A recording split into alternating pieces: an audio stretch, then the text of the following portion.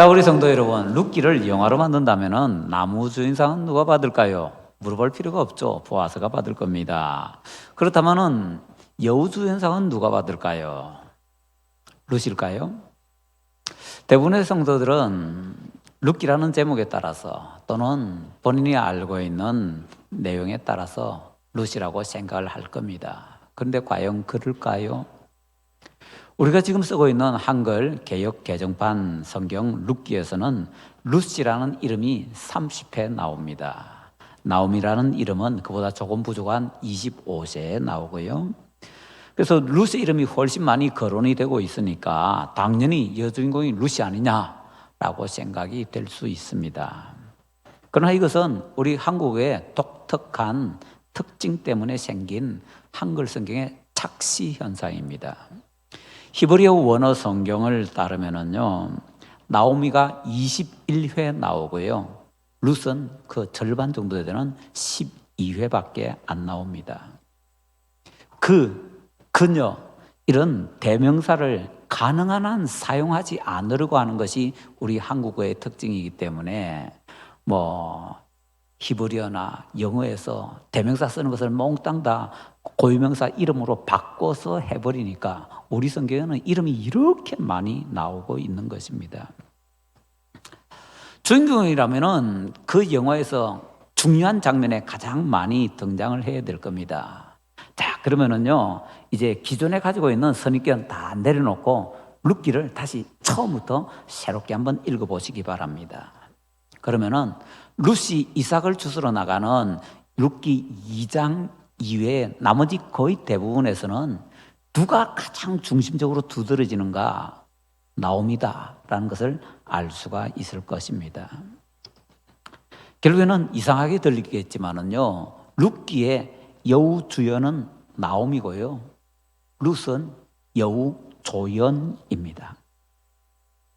룻기에서 등장하면서 가장 많은 포커스를 받는 사람이 누구냐? 나오미입니다. 우리 성경책의 제목이 룻기라고 붙여져 있지만 룻기의 진짜 주인공은 룻이 아니라 나오미라는 것입니다.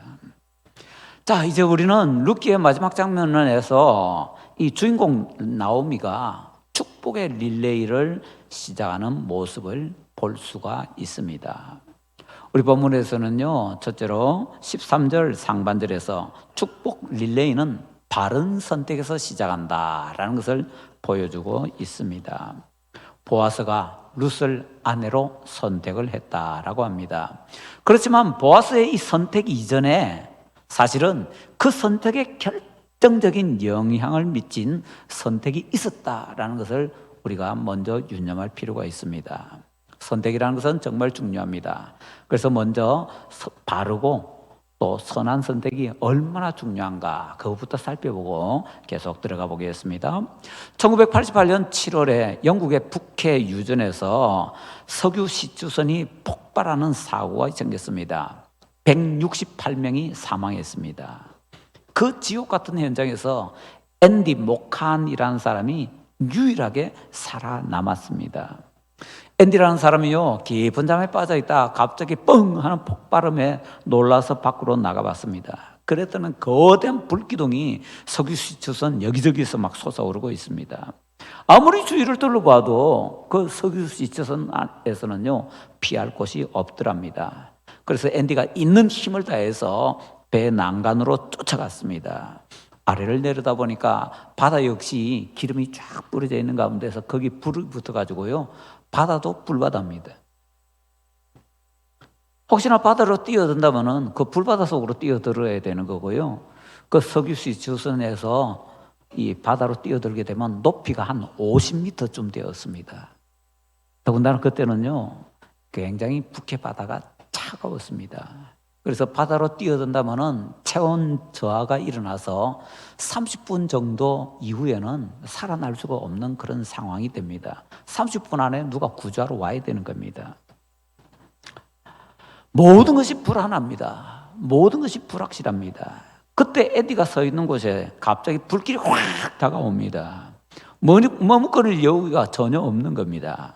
그때 치열까지 어두운 밤에 불꽃이 일렁대는 북해의 그 바다로 엘리가 그냥 무턱대고 뛰어들었습니다.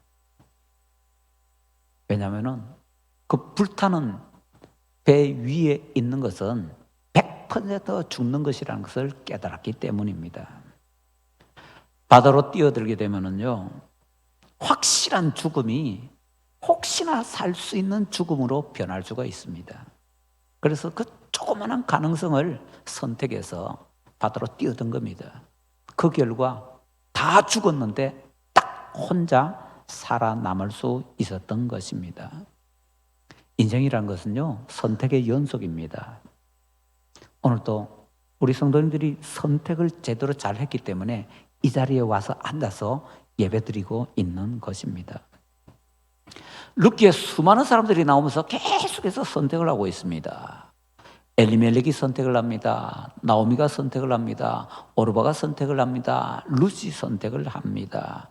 어떤 기업물을 사람이 선택을 합니다. 보아스가 선택을 합니다.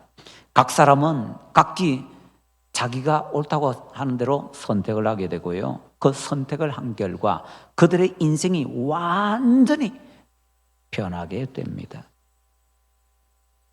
더군다나 바른 선택을 하려면요, 상당한 경우에 큰 희생이 따르게 됩니다. 미국의 남북 전쟁 때 어떤 예수님을 믿는 병사 한 사람이 포로가 되어서 감옥에 투옥이 되었습니다. 그런데 이 병사는요, 어떤 일을 통해서 석방될 수 있는 기회가 3번이나 있었는데 3번 다 자기가 거부를 했습니다. 4번째 또 석방 기회가 찾아왔는데 또 거부했습니다. 뭐야 이거? 그래서 그 이유를 알아보니까 그 병사가 어떤 다른 병사에게 전도하고 있었는데 이 사람이 예수님을 안 믿는 겁니다. 그래서 자기가 전도를 해서 이 사람 예수님 믿을 때까지는요, 감옥에서 못 나가겠다는 겁니다. 석방될 수 있는 특권까지 계속 포기합니다.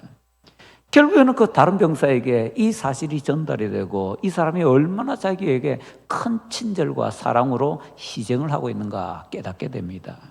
그래서 그 병사가 예수님을 영접하고 구원받게 되었다고 합니다.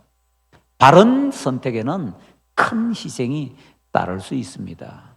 아니, 따를 수밖에 없을 것입니다. 행복한 가정을 이루고 싶습니까? 멋진 인생을 살고 싶습니까? 희생이 있는 바른 선택이 먼저 있어야 됩니다. 보아스가 룻을 자기 아내로 선택하기 전에 이미 어떤 다른 사람이 중요한 선택을 했다고 말씀을 드렸습니다. 그것은 바로 시어머니 나오미의 선택이었습니다. 원래 보아스를 구속자로 받을 수 있는 우선권을 가진 사람은 룻이 아니었습니다. 법적으로 보나 관습적으로 보나 또 나이로 보나 그 어떤 면으로 보든지 나오미가 먼저 우선권이 있었습니다.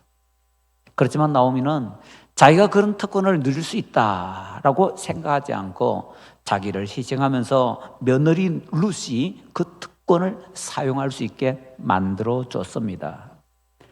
큰 희생을 하면서 양보를 한 것이지요. 나오미의 그 양보의 선택에 따라 보아스가 룻의 구속자가 되겠다고 결심을 하게 되고 룻을 아내로 선택하게 되었던 것입니다. 나오미의 좋은 선택이 있으니까 그에 이어서 보아스의 좋은 선택이 뒤따라 일어나게 됩니다. 좋은 선택이 릴레이를 일으키네요. 좋은 선택은요, 선순환을 일으켜서 좋은 선택이 릴레이가 계속될 수 있도록 만들어 줄 수 있습니다. 본문에서는 두 번째로 13절 하반절부터 17절까지 해서 바른 선택에는 축복이 연이어 부어진다라는 것을 우리에게 보여주고 있습니다. 탁월한 선택에는요, 희생이 많이 따르는데 그러기 때문에 탁월한 은혜가 부어지게 됩니다.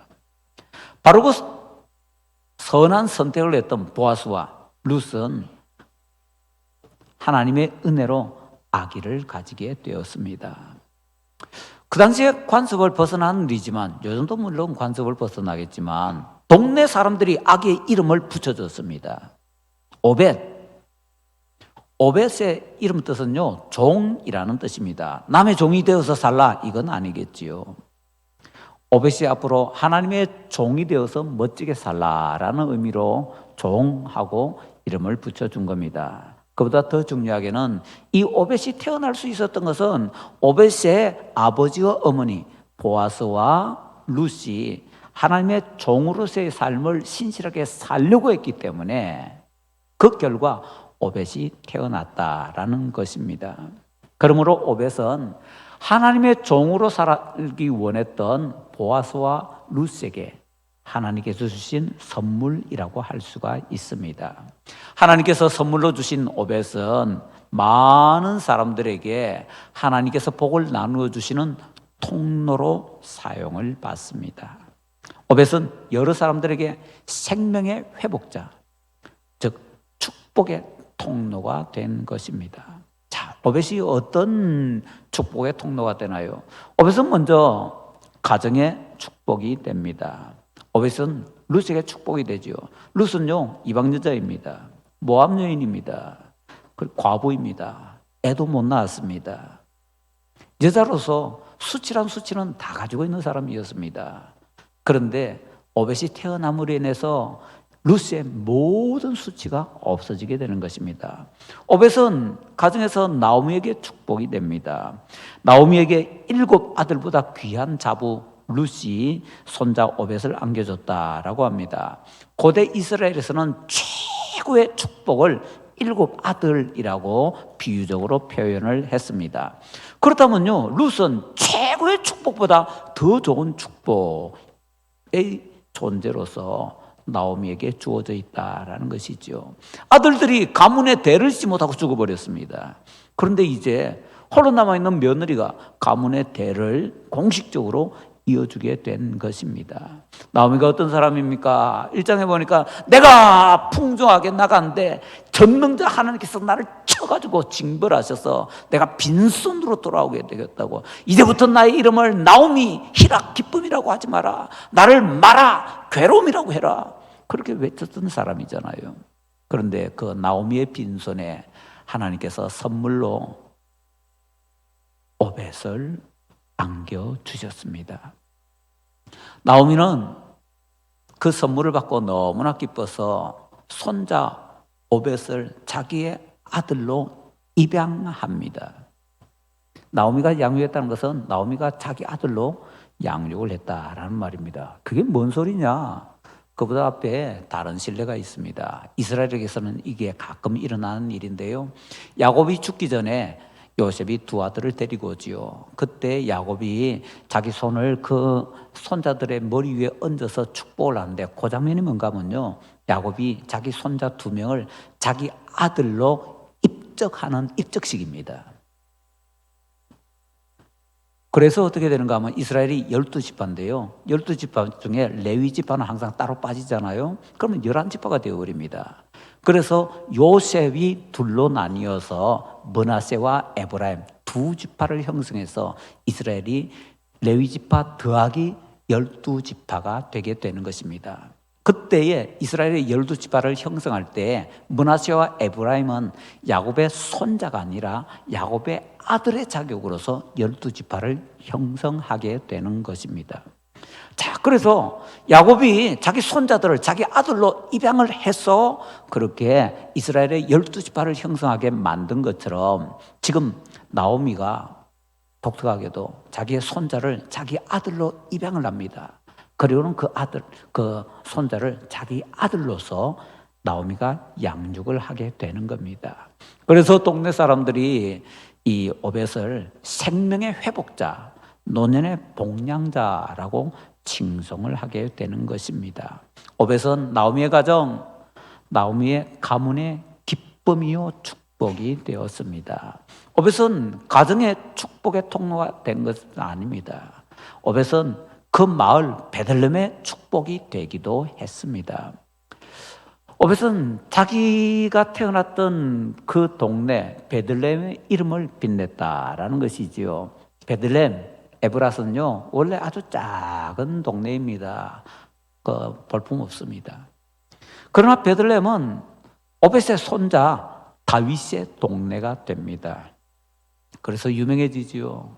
더 나아가서 베들레헴은 온 세상을 다스리는 목자 그리스도가 거기에서 태어나십니다.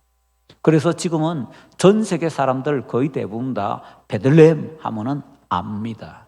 그 유명한 동네가 되게끔 만든 그런 시발점이 누구냐? 바로 오벳이더라라는 것이지요. 오벳은 가정과 마을의 축복의 통로가 되기만 한 것이 아니라 나라 이스라엘에도 축복이 됩니다. 뒤에서 볼 수 있는 것처럼 룻기는요 족보로 끝이 납니다. 독특합니다. 오벳은 이 족보의 끝에 있는 다윗 왕의 할아버지입니다. 다윗이 누구입니까? 사사기의 암흑 시대를 끝내고 앞에 사울이라는 왕이 있긴 했지만 시원찮기 때문에 새롭게 이스라엘을 굳건한 반석 위에 세운 사람이 바로 다윗 왕입니다. 그리고 이스라엘은 찬란한 그런 역사를 만들어내게 됩니다. 그 이후에 유다 왕국의 모든 왕들은 다 다윗의 후손들입니다. 다윗이 누구입니까? 오벳의 후손입니다. 따라서 이스라엘의 영광이 어디서부터 시작하게 되는가? 오벳으로부터 시작하게 되었다라고 얘기해도 절대로 잘못된 말이 아니더라라는 것이지요. 이스라엘의 축복 가운데 이렇게 온전히 다시 한번 회복될 수 있도록 만드는 데 있어서 오벳이 통로가 되어서 쓰임받았다라는 것이지요. 오벳은 그 정도만 아닙니다. 전 세계 축복의 통로가 됩니다. 오벳을 통해서 1000년 후에 그 베들레헴에서 예수님께서 탄생하십니다. 예수님께서 온 세상의 구원자가 되시지요. 이 험한 세상에서 그래도 살만난다 하면은 살만나게 만들어줄 수 있는 분은 예수님 한 분밖에 없습니다. 이런 예수님을 온 세상에 선물로 받을 수 있는 기초를 만든 사람 누구냐? 바로 이 오벳이더라라는 것이지요. 이렇게 희생이 있는 선택을 통해서 선물로 주어진 오벳, 이 오벳을 통해서 계속해서 축복이 릴레이를 일으키면서 다가오게 됩니다. 셋째로 본문에서는요 18절부터 22절까지 해서 바른 선택에 부어지는 축복을 평범한 나도 받을 수 있다, 평범한 우리도 받을 수 있다라는 것을 보여주고 있습니다. 말씀드린 것처럼 룻기는 아주 독특하게 족보로 끝이 납니다. 이걸 통해서 이 족보가 우리에게 굉장히 중요한 것을 가르쳐 주려고 하는구나 라는 것을 확실하게 알 수가 있습니다. 여기 제시되는 족보는요 베레스부터 나손까지 5대, 그리고 살몬부터 다윗까지 5대, 합 10대가 제시되고 있습니다. 그 당시 그 지역에서는요 왕의 족보를 제시할 때 10대를 제시하는 것이 전형적인 모습이었습니다. 우리나라는 해동융동이 나라사 6대 조상까지 제시하던데 이쪽에서는 10대를 제시하는 것이 중요한 관행이었다라는 것이지요. 이 족보에서 10대의 족보 가운데 반으로 뚝 자른 5번째 있잖아요. 5번째가 굉장히 중요한 위치에 있습니다. 5번째가 누구인가 찾아보니까 나손입니다. 혹시 나손 아세요? 우리는 잘 모릅니다. 그래서 나손이 어떤 중요한 위치를 가지고 있지 다시 성경을 이렇게 보다 보면은 우리가 나손이라는 이름이 있는 데서 알 수 없는 아주 독특하고 중요한 그런 역할을 발견할 수가 있습니다. 이스라엘이 광야에서 40년 동안 방랑을 할 때에 제사장들 말고 이스라엘 백성들 가운데 가장 앞장서서 그 여행을 했던 지파가 바로 유다 지파입니다. 그리고 그 유다 지파의 족장이 누구였는가? 지도자가 누구였는가? 바로 나손이었습니다. 그러면은 이스라엘 백성들이 광야에서 여행을 할 때 그 여행에 일반 백성의 제일 앞에 섰던 사람이 누구냐? 나손입니다. 그런 중요한 역할을 했던 나손의 후손이 바로 다윗이다라는 것을 보여주기 위해서 나손을 5번째 중요한 위치에 딱 올려놓는 겁니다. 그리고 이렇게 10대 조상을 제시할 때 가장 중요한 사람은 7대 조상입니다. 7번째는 누구입니까? 보아스입니다. 이스라엘 사람들은 7을 굉장히 좋아합니다. 그래서 럭키 세븐이라는 말이 만들어졌는지도 모르겠습니다. 비틀거리며 없어질 뻔한 가문이었습니다. 왜 그렇게 말씀드리는가 하면요, 이 족보에서 보면 또 역대기에 또 이 족보가 나오는데요, 역대기에 있는 족보를 보면요 보아스에게 다른 아들이 없습니다. 뭔 소리입니까? 보아스는 이때까지 자식 없는 호랍이었다는 겁니다. 중요한 것은요, 보아스가 지금 룻하고 결혼한다고 해서 이 보아스와 룻이 낳은 아들이 보아스의 아들로서 입적할 수 있는가? 없다는 겁니다.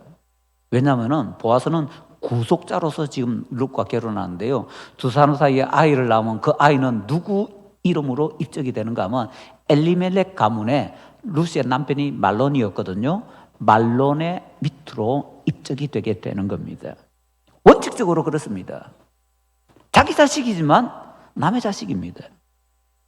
그런데 놀랍게도 하나님께서는요, 우리 룻기에서 보는 것처럼 이 오벳을 누구의 아들로 입적시켜 주는가 하면은 보아스의 아들로 입적을 시켜 주십니다. 하나님께서 만들어 주시잖아요.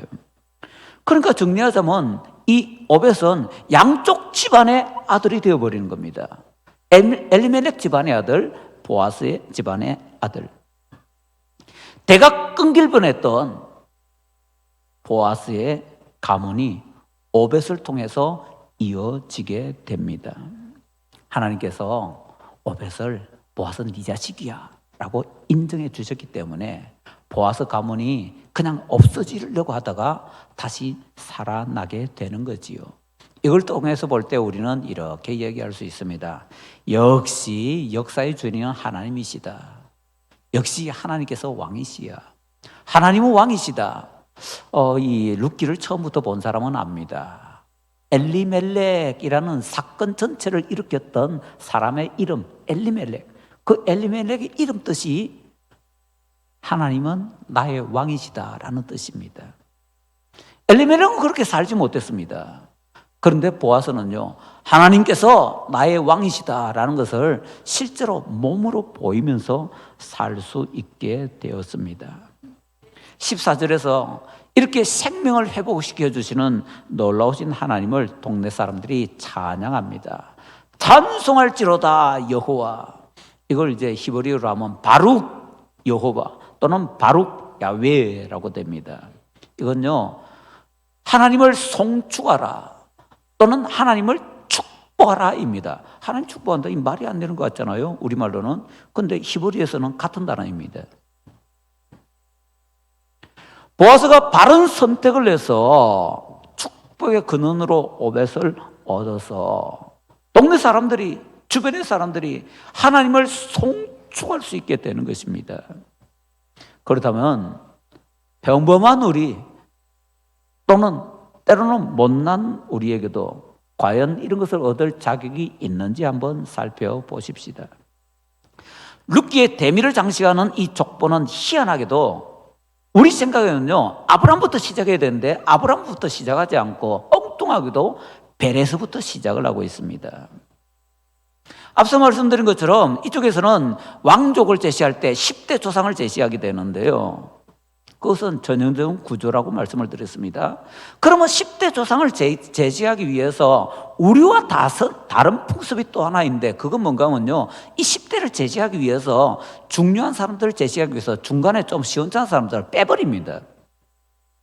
일부러 그래서 중간에 빼버리고 10대를 딱 맞춰서 제시하는데, 우리나라에서는 기절할 일이지만 이스라엘에서는 당연한 일입니다. 그래서 족보가 제시될 때 중간에 뻥뻥 구멍 뚫린 족보가 굉장히 많습니다. 그렇다면은 그렇게 중간에 빼버리고, 실제로 몇 대가 빠져 있습니다. 빼버리고 제시한다면 당연히 첫 번째를 누구로 제시해야 됩니까? 아브라함으로 제시해야 됩니다. 좀 더 빼버리고. 그런데 아브라함이 아니라 베레스를 제일 먼저 제시하고 있습니다. 이건 베레스가 엄청나게 중요한 의미가 있다라는 것을 아예 우리에게 사인으로 보여주고 있는 것이지요. 베레스는 어떤 존재인가요? 베레스는 유다의 며느리인 다말이 유다에게 낳아준 아들입니다. 며느리가 시아버지의 아들을 낳아줬다고요? 외도입니다. 불륜입니다. 속으로 들어가 보면 여러 가지 우리가 따질 수 있지만 그냥 간단하게 말하면 그렇습니다. 그 통해서 낳은 아들이 베레스입니다. 베레스는요, 인간적으로 볼 때 자격 없는 사람입니다. 이 족보로 다시 들어가서 편입하게 되는 룻은요, 모압 여인입니다. 자식이 없는 과부입니다. 아니, 이 족보에 당당하게 들어가 있는 보아스, 돈 좀 많은 사람입니다. 근데 자식이 없는 호랍이었습니다. 그러고 나서 따져보니까요, 다윗 왕의 핏줄을 형성하는 이 사람들은요, 그 조상들은 그저 그렇고 그런 사람들이었습니다. 별 볼 일 없는 사람들이었습니다. 심지어 허물 많은 사람들이었고, 심지어 죄 많은 사람들이었습니다. 그러나 그 죄인들이 용서받았습니다. 그 하찮은 사람들이, 그 죄 많은 사람들이 다윗 왕의 조상이 되었습니다. 죄인은 하나님께 버림받습니다. 그러나 회개하고 용서받은 죄인은 하나님께 붙잡혀서 귀하게 쓰임 받습니다. 하찮은 사람은 잊혀져 버립니다. 그러나 하나님의 손에 붙잡힌 하찮은 사람은요, 역사의 주인공으로 하나님께서 만들어 주십니다. 우리는 여기서 정확하게 배울 수 있습니다. 역시 하나님께서 왕이시다. 엘리멜렉, 역사의 주인은 역시 하나님이시다. 인간적으로 볼 때는 하찮고 죄 많아서 쓸모없는 사람들, 갖다 버려도 시원찮은 사람들인데, 하나님께서는 역사의 주인공으로 만들어 주십니다. 룻기의 마지막 족보는 바로 이것을 우리에게 알려주는 역할을 하고 있는 것입니다. 파산 인생이 하나님을 통해서 꽉 채운 만선 인생이 되도록 하나님께서 만들어 주십니다. 하찮은 나도, 심지어 죄 많은 나도 하나님의 손에 붙잡히기만 하면은 축복 릴레이에 동참할 수 있다라는 것입니다. 배가 파손하게 되면은 배의 생명이 끝나게 되지요. 파손한 배는 바닷속으로 깊이 들어가게 됩니다. 어떤 때는 수백 미터 깊은 곳으로까지 떨어지게 되지요. 떨어지다가 쿵 하면은 드디어 바닥에 닿게 되지요. 그러면 그 배의 일생이 끝나게 됩니다. 그러나 어떤 배들은요, 거기서 끝나지 않습니다. 난파선이 그렇게 바다의 밑바닥에 박히게 되면요, 그 선체에 파도가 치게 됩니다. 바닷속에도 파도 있는 거 아시죠? 작은 물길들이 와서 그 배의 선체를 계속 때리게 되는데, 그때 희한하게도 그 배의 선체, 보통 배들이 새로 만들어지잖아요. 그 배의 선체에 조금 아주 미약한 전류가 흐르게 된다고 합니다. 그 미약한 전류가 흐르고 또 흐르다 보면요, 그 영향을 받아서 배의 선체가 거칠거칠해지게 된다고 합니다. 선체가 거칠거칠해지게 되면 거기에 모래가 와서 조금씩 쌓이게 되고요, 모래가 와서 쌓이게 되면은 거기에 유기물들이 와서 또 쌓이게 된다고 합니다. 그러면은 그 유기물들이 있는 곳에 산호초가 와서 살게 된다고 합니다. 산호초가 하나 둘 와서 살다 보면요, 그곳이 산호초 정원이 된다고 합니다. 남바스는요, 그렇게 되면 옛날의 형태 다 잃어버리게 됩니다. 그러나 그 남바스는 환상적인 수중 정원으로 변하게 된다고 합니다. 새롭게 태어나는 것이죠. 우리 인생의 배가 난파되었을 때에, 그래서 끝장이야 라고 우리가 포기할 때에, 난파선과 같이 바다에 처박혀 있는 그런 배와 같이 우리가 초라한 모습이 되어 있을 때, 하나님께서 우리 옆에 오셔서 작은 물결을 느끼십니다. 그 작은 물결을 통해서 우리의 찢어지고 깨어있는 이 선체에 거칠해지는 현상이 일어나게 됩니다. 거기에 모래가 와서 쌓입니다. 거기에 유기물들이 와서 쌓입니다. 바로 거기에 산호초가 와서 쌓이게 되고, 하나 둘 와서 살다 보면은 아름다운 산호초 정원이 만들어지게 됩니다. 그 모든 과정을 바라보면서 우리는 이렇게 얘기할 수 있습니다. 역시 하나님께서는 대단한 장인이시다. 마에스트로이시다. 훌륭한 목수이시다. 정으로 깨시고 톱으로 켜시고 끌질하시고 조각하고 다듬으십니다. 그래서 하나님의 손길이 계속해서 닿으면서 멋진 명품이 나오게 됩니다. 하나님의 손에 붙잡힌 사람은요, 하찮은 사람도 죄 많은 사람도 명품이 되어 나올 수 있다라는 것을 믿으시기 바랍니다. 룻기 이 사건이 나오는 시대적인 배경은요, 사사시대입니다. 성경에서요, 우리가 제일 시원찮게 보는 시대가 바로 사사시대입니다. 개판입니다. 죄송하지만 요즘 우리 주변을 돌아보면 다른 나라까지는 모르겠는데 전 세계가 다 그런 것 같지만은 특히 대한민국은 정말 사사시대인 것 같습니다. 이런 시대에 우리가 악한 것에만, 못된 것에만 초점을 맞춘다면요, 우리가 비판적이고 냉소적이고 부정적이고 다른 사람들 공격만은 못된 사람이 되고 말 것입니다. 그런데 이러한 때에도 우리가 마음을 열어서 주님, 이런데 우리가 도대체 어떻게 살아야 됩니까? 주님께서 저를 통해서 뭘 하려고 하십니까? 주님께 여쭤보는 사람들에게 주님께서 찾아오셔서 눈에 보이지는 않는데 조금씩 영향을 미쳐주실 때에 우리가 모르는 사이에 우리에게서도 시대를 거슬러 올라가는 어마어마하게 놀라운 은혜를 우리가 맛볼 수 있도록 만들어 주실 것입니다. 우리는 지금 새해에 왔습니다. 새로운 선택을 해야 됩니다. 바른 선택을 하는 사람들에게는 생명의 선물인 예수 그리스도를 충만하게 경험할 수 있도록 만들어 주실 것입니다. 그 선물 받으면은, 충만하게 받으면은요, 그 선물은 옆으로 전달이 될 겁니다. 나에게서 가정으로, 마을로, 나라로, 전 세계로 내 주변의 사람들에게 이 하나님의 축복이 전달될 수 있도록, 축복 리레이가 전달될 수 있도록 우리 모든 성도님들이 이 축복의 중심이 되시기를 예수님 이름으로 축원합니다.